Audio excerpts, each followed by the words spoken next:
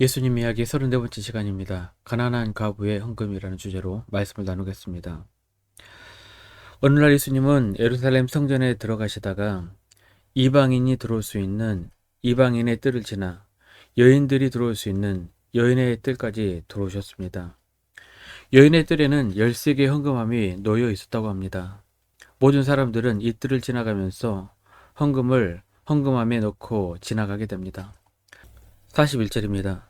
예수께서 헌금함을 대하여 앉으사 무리가 어떻게 헌금함에 돈 넣는가를 보실세 여러 부자는 많이 넣는데, 예수님께서 헌금함을 대하여 앉으셔서 사람들이 헌금함에 돈 넣는 것을 주의 깊게 보고 있다고 기록하고 있습니다.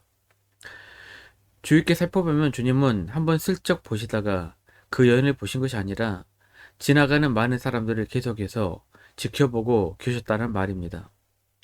여러 사람들이 헌금함에 많은 돈을 내고 지나갔지만 예수님 눈은 많은 돈을 낸 사람들에게 고정된 것이 아니라 오히려 변변치 못한 두 렙돈을 드린 가난한 가부에게 시선이 멈추셨습니다.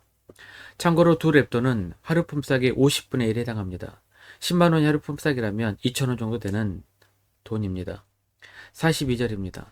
한 가난한 가부는 와서 두 렙돈 곧 한 고드란트를 넣는지라.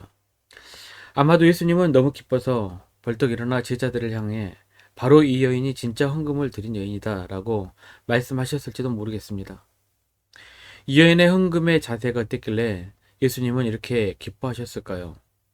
예수님께서 칭찬하신 헌금의 정신에 대해서 함께 살펴보는 시간이 되었으면 좋겠습니다. 첫 번째, 헌금의 정신은 다른 사람을 의식하지 않고 오직 하나님만 의식해야 하는 것입니다.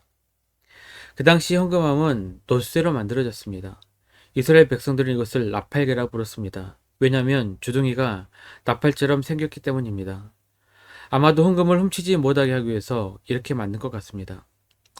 이 당시 지폐가 없었으므로 모든 사람이 동전으로 헌금을 해야 했습니다. 헌금을 많이 한 사람과 적게 한 사람들은 소리로 구별이 되었습니다. 좀 많은 돈을 한 부자들의 헌금 소리는 쨍그랑 소리를 내면서 계속해서 돈이 떨어지는 소리가 들릴 것입니다. 반면에 가난한 사람들의 헌금 소리는 가벼운 짤랑 소리 한 번 나고 말게 됩니다. 부자들은 돈을 많이 내면서 어깨에 힘을 주고 주위를 둘러보면서 으쓱하며 성전에 들어갔을 것입니다. 그런데 부자들 틈속에서 이 가난한 가부는 이 당시 최소의 단위 돈인 렙돈, 두 렙돈을 헌금함에 넣었습니다. 화려한 돈 소리에 이미 귀가 질려 그냥 지나갈까 망설일 수도 있었을 것입니다. 그런데 이 여인은 이런 것을 의식하지 않고 오직 하나님만을 의식했습니다. 하나님 앞에서, 사람들 앞에서 보여주기 위한 헌금이 아니라 내가 하나님께 드릴 수 있는 최선의 드림이라는 정신을 가지고 헌금을 드렸습니다. 여러분, 헌금이 하나님께 드리는 것이라고 믿습니까?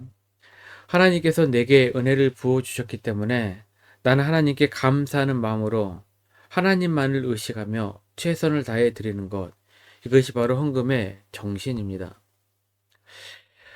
두 번째입니다. 헌금의 정신은 희생의 정신이 깃들어 있어야 합니다. 구약시대 때 제사를 드리는데 제물을 사용했습니다.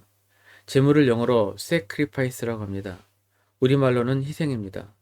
그러므로 제물은 곧 희생을 의미합니다. 헌금의 두 번째 정신은 희생의 정신이라는 뜻입니다. 오늘 본문에 나타난 여인의 경우를 생각해 봅시다. 42절 다시 한번 읽습니다. 한 가난한 가부는 와서 두 렙돈 곧 한 고드란트를 넣는지라. 두 개의 렙돈은 이 여인에게 어떤 의미를 가지고 있었을까요? 이 여인이 돈을 벌었는지 아니면 매달 나라에서 가부에게 지급되는 돈인지는 모르겠습니다. 그래도 어쨌든 이 돈은 이 여인의 생활비 전부다라고 말했습니다. 한 렙돈만을 드렸어도 누가 뭐라 했겠습니까?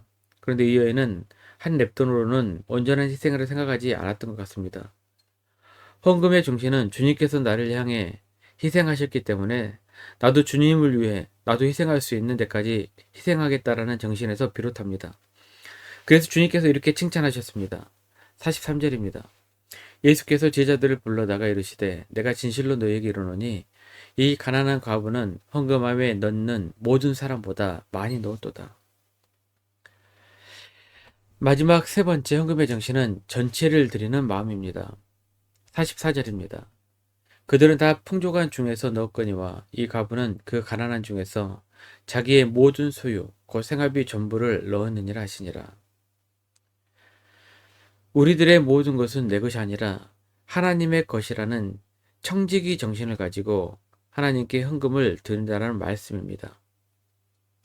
내가 가지고 있는 것은 내 것이 아닙니다. 이 모든 것들은 하나님께서 나에게 맡겨주신 것입니다.